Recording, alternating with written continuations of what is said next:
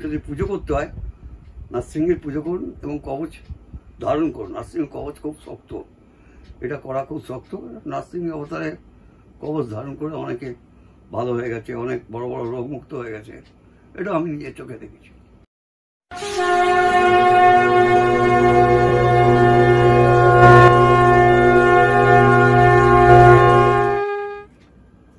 প্রণাম গুরুদেব। হ্যাঁ, প্রণাম বা প্রণাম প্রণাম।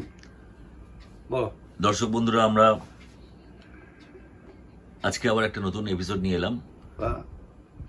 গুপ্ত সাধক শ্যামা খাপা 2.0 এই চ্যানেলে আপনাদের স্বাগত। আপনারা জানেন একটা ভিডিও এর আগে যেগুলো দেখেছেন আর কি, শ্রীকৃষ্ণের দশাবতার নিয়ে আমরা আলোচনা করছি এখন। তো আজকে আমরা যে অবতার নিয়ে আলোচনা করব সেটি হলো নৃসিংহ অবতার। আমার বলাটা একটু ভুল হয়েছে, বিষ্ণুর নারায়ণের দশাবতার এটা বলা উচিত। তো নারায়ণের দশাবতার আজকে আমরা নৃসিংহ অবতার নিয়ে আলোচনা করব। আমি গুরুদেবকে অনুরোধ করব যে গুরুদেবের মতো করে নৃসিংহ অবতার সম্বন্ধে যদি কিছু বলেন। দেখো, মানে নারায়ণের 10 অবতারের মধ্যে অলরেডি 4টে অবতার চলে গেছে। এরকম পঞ্চম অবতার বোধহয় না চতুর্থ অবতার? চতুর্থ। হ্যাঁ, চতুর্থ অবতার। চতুর্থ অবতার। এখন অলরেডি মানে জানোয়ার থেকে, পশু থেকে মানুষ হয়ে গেছে। না সিংহ না মানুষ, নরসিংহ অবতার। এবং মানে ওনাকে হিরণ্যকশিপুকে কেউ অভিশাপ দিয়েছিল যে তোমার মৃত্যু হবে, কোনো অর্ধেক মানুষ অর্ধেক জানোয়ার। এই যে হ্যাঁ, সেই মতো হিরণ্যকশিপু যে পুত্র সন্তান, ঔরসজাত পুত্র সন্তান, তোমরা নাম শুনলে প্রহ্লাদ। তো প্রহ্লাদ যখন জন্মেছিলেন তখন থাকতেই নারায়ণ বিরোধী ছিলেন। আর মানে এ করেছিলেন কি, বলেছিলেন যে আমার রাজ্যে কেউ নারায়ণের নাম করতে পারবে না, যে করবে তাকে মেরে দেওয়া হবে। কিন্তু কে কার কথা শুনে?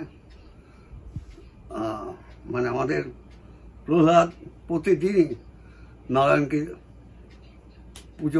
পুজো পাঠ করতেন, ইত্যাদি ইত্যাদি।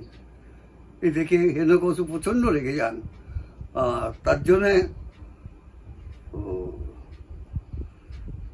ওনার পুত্রকে উনি যথেষ্ট রকমভাবে অত্যাচার করেছিলেন। গরম জলে ফেলে দিয়েছিলেন, পাহাড় থেকে ফেলে দিয়েছিলেন। প্রতিবারই ভগবান রক্ষা করেছেন, নারায়ণ রক্ষা করেছেন। কিন্তু হিরণ্যকশিপুর একটা কথা ছিল যে আমার রাজ্যে কোনোদিন কেউ নারায়ণ পুজো বা নারায়ণের নাম উচ্চারণ করতে পারবে না। যাই হোক, সেটা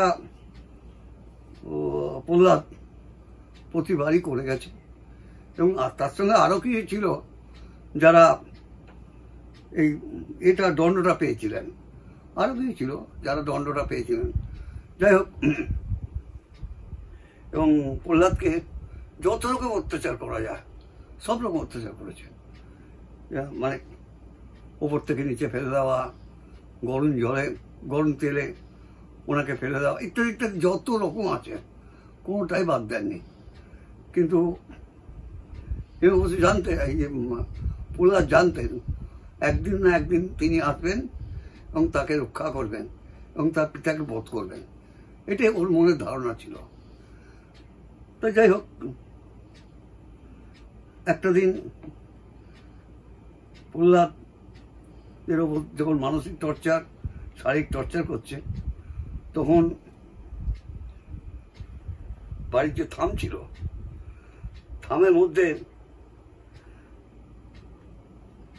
প্রহ্লাদকে আছাড় মারতে আরম্ভ করলেন। প্রহ্লাদ বললেন, একই করছেন প্রভু, একই করছেন, এক্ষুনি তো নরসিংহ অবতার এসে যাবে, আপনাকে বধ করবেন। তো হলো তাই, প্রহ্লাদের কথা মতো নরসিংহ অবতার হলেন। উনি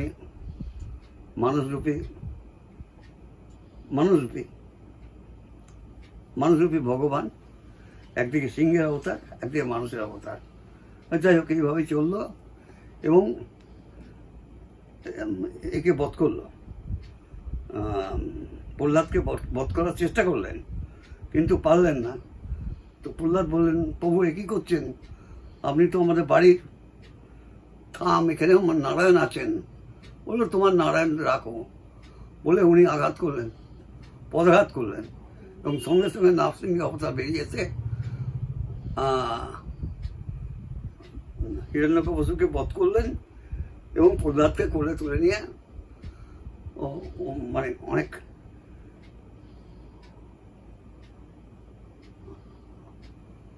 রকম ভাবে বললেন উনি যে আমি তোমাকে প্রচুর কষ্ট দিয়েছি, আমার জন্য তোমার এই অবস্থা, হ্যাঁ, ইত্যাদি ইত্যাদি অনেক রকম কিছু বললেন। যাই হোক, প্রহ্লাদ বললে, প্রভু আমি এসব কিছু মানি না, আমি আপনাকে স্পর্শ করেছি এবং আপনাকে আমার দেহ দিয়ে দিয়েছি, এটাই যা হয় হোক, আমি জানি ও কিচ্ছু করতে, আমার বাবা কিচ্ছু করতে পারে। এবং লাস্ট পর্যন্ত তাই হলো, হিরণ্যকশিপুকে মারল নরসিংহ অবতার। এবং একটা জিনিস জানবে, নারায়ণের সবচেয়ে বড় অবতার হচ্ছে নরসিংহ অবতার। এই ক্ষমতা প্রচণ্ড, দুর্ধর্ষ ক্ষমতা। এটা আমরা আমাদের তন্ত্রেও দেখেছি, মন্ত্র পড়তে দেখেছি।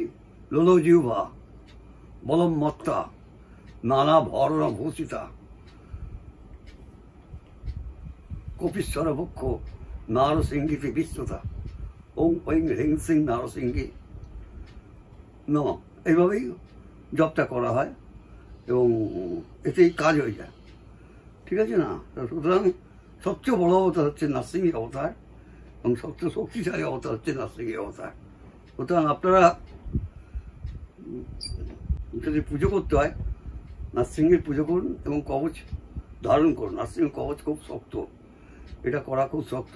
নরসিংহ অবতারে কবচ ধারণ করে অনেকে ভালো হয়ে গেছে, অনেক বড় বড় রোগমুক্ত হয়ে গেছে। এটা আমি নিজের চোখে দেখেছি। আমিও করতাম আগে, এখন আর বন্ধ করে পারি না, শরীরের জন্য আর পারি না, আমি বন্ধ করে দিয়েছি। হ্যাঁ, বলো, কিছু বলবে? হরিনাম। গুরুদেব, না সবটাই ঠিক আছে। ব্রহ্মা আসলে ওনাকে বলেছিলেন যে তোমাকে না মানুষ মারতে পারবে না পশু, ওই জন্য তো নারায়ণ। হ্যাঁ, আর এটাও বলেছিলেন যে তোমাকে দিনে বা রাত্রে মারা যাবে না, ওই জন্য উনি গোধূলি লগ্ন বেছে নিয়েছিলেন, যে দিন রাতের মাঝে। আর বলেছিলেন যে মাটিতেও তোমায় মারতে পারবে না কেউ, আকাশেও মারতে পারবে না, ওই জন্য উনি নিজের উড়ুতে রেখে চিরে দিয়েছিলেন বুকটা চিরে রক্তটা খেয়েছিলেন। হ্যাঁ, এইটাই না, আর কিছু নেই, আর বিশেষ কিছু নেই। সেই, হ্যাঁ, ঠিক আছে। আপনারা গুরুদেবের কাছে শুনলেন নৃসিংহ অবতার সম্পর্কে, গুরুদেবের মতো করে গুরুদেব যেটা বললেন আপনারা শুনলেন। আমরা দশাবতার নিয়ে আলোচনা করছিও, এবং প্রতি পর্বের শেষে আমি যেটা বলি গুরুদেবকে, গুরুদেবের শ্রীকণ্ঠে একটু হরিনাম শুনবো, কারণ নামই সব। তো একটু শুনবো, তারপরে আমরা পর্বটি শেষ করব। হরে কৃষ্ণ কৃষ্ণ কৃষ্ণ হরে হরে, হরে রাম রাম রাম হরে হরে, হরের নামই কেবলম, হরের নামই কেবলম, হরের নামই কেবলম। কলৌ নাস্তেব্য, কলৌ নাস্তেব্য, কলৌ নাস্তেব্য। কলিযুগে নাম ছাড়া কোনো গতি নেই, এবং কলিযুগে আর কিছু পুজো পাঠার দরকার নেই, একবার তো ওই নাম সংকীর্তন করা হচ্ছে বেস্ট। এটা আমি আগেও বলেছিলাম, এখনো বলছি, আমার এপিসোডে প্রত্যেকটা এপিসোডে বলেছি বা বলি, এখনো বলছি। হ্যাঁ, কলৌ নাস্তেব্য, কলৌ নাস্তেব্য, কলৌ নাস্তেব্য। কলিকালে আর কোনো রাস্তা খোলা নেই, একমাত্র 16 অক্ষর 32 নাম, এইটা জপ করুন। হরে কৃষ্ণ কৃষ্ণ কৃষ্ণ হরে হরে, হরে রাম রাম রাম হরে হরে, হরের নামই কেবলম, হরের নামই কেবলম, হরের নামই কেবলম। কলৌ নাস্তেব্য, কলৌ নাস্তেব্য, কলৌ নাস্তেব্য। হরি বল, হরি বল, হরি বল। সবাই হরিনাম করুন, সুস্থ থাকুন, ভালো থাকুন। প্রণাম গুরুদেব। প্রণাম, প্রণাম বা প্রণাম।